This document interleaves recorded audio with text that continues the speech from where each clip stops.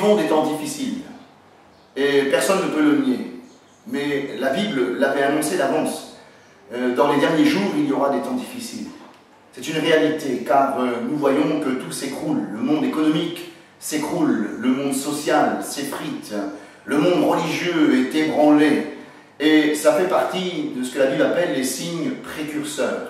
Je vous encouragerai à lire les évangiles, particulièrement l'évangile de Matthieu au chapitre 24, Marc chapitre 13, Luc chapitre 21 et bien d'autres passages de l'évangile qui nous annoncent les signes précurseurs du retour de Jésus. C'est une réalité, Jésus revient bientôt. En considérant le message d'une manière générale de l'évangile, nous voyons qu'il y a trois grandes prophéties. La première prophétie, la venue de Jésus comme le Messie, venu accomplir une œuvre de salut et de rédemption pour que tous les hommes, tous ceux qui croiraient en Jésus, puissent recevoir le pardon de leurs péchés. Avec assurance, nous pouvons dire que cette prophétie s'est réalisée le jour où Jésus est venu fouler la terre des hommes pour accomplir cette belle œuvre. La deuxième grande prophétie de ce livre, c'est la venue du Saint-Esprit. Et là aussi, cette prophétie s'est accomplie, car depuis le jour de la Pentecôte, Dieu n'a cessé de répandre son esprit sur tous ceux qui ont bien cru en Jésus. La troisième grande prophétie de ce livre, c'est le retour de Jésus, et c'est l'espérance de chaque chrétien. Ils espèrent ce jour, et nous disons, comme la parole de Dieu le dit, Maranatha, Seigneur, viens bientôt. Toutefois, il y a quelque chose à considérer, quelque chose de très important. L'évangile de l'Hébreu nous dit ceci, sans la sanctification, nul ne verra le Seigneur. Et lorsque Jésus reviendra dans toute sa gloire, eh bien, il y aura une différence entre ceux qui auront reçu le pardon de leurs péchés et ceux qui ont négligé cette partie. Certaines peut-être veulent croire en Jésus juste pour avoir une réponse à leur prière, mais je voudrais vous dire qu'il est important de recevoir le pardon de vos péchés.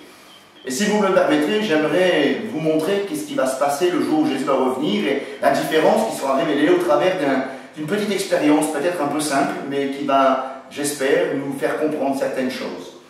Je vais prendre 2 sachets de thé, comme ceci. Nous allons considérer que ces personnes, ce sont 2 individus bien différents. Et dans ce sachet de thé, vous voyez, il y a du thé. Des petits sachets, il y a le thé, et le thé, je vais l'appeler le péché, tout simplement. Je vais appeler cette personne Monsieur Untel. Monsieur Untel, lui, il a entendu l'évangile, mais il n'a jamais réglé le problème de ses péchés, donc il est là et il attend, je ne sais pas qu'est-ce qu'il attend, mais il est sans espérance. Celui-là, c'est un chrétien né de nouveau. Il a réglé le problème du péché. Vous voyez, paf, le péché, hop, il est effacé. Parti, on a enlevé, Jésus a purifié son âme. Elle est libérée du pouvoir du péché.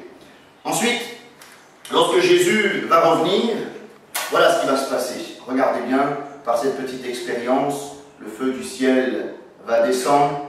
Voilà. Et regardez, celui-ci, il n'a pas reçu le pardon de ses péchés, il est encore avec son péché. Lui, c'est le chrétien né de nouveau. Et en un instant, Jésus, hop, il va l'envoyer, il va le venir chercher pour aller au ciel. Ceci pour nous montrer une chose très importante, chers amis.